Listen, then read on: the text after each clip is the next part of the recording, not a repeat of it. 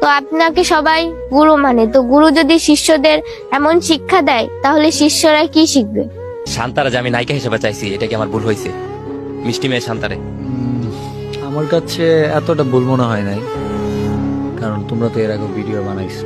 ভাইয়া, আপনি যে এই কথাটা বলবেন আমি কখনোই আশা করিনি। আপনাকে আমি আমার বড় ভাইয়ের নজরে দেখতাম। আপনার ভিডিও অনেক ভালো লাগতো। আপনি খুলনা আসছিলেন, আপনার সঙ্গে দেখা করার অনেক ইচ্ছা ছিল। আপনার সঙ্গে দেখা করে আমাদের বাসায় আমন্ত্রণ দিলাম, আপনি আসলেন। আপনার সাথে ভিডিও করলাম, আপনার শিষ্যদের সাথেও ভিডিও করলাম।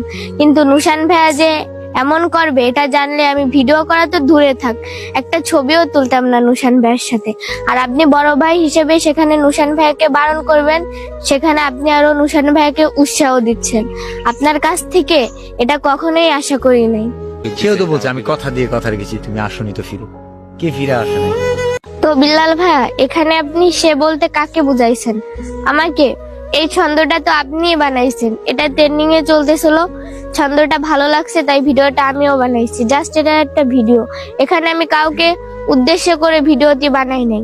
তো আপনাকে সবাই গুরু মানে, তো গুরু যদি শিষ্যদের এমন শিক্ষা দেয় তাহলে শিষ্যরা কি শিখবে?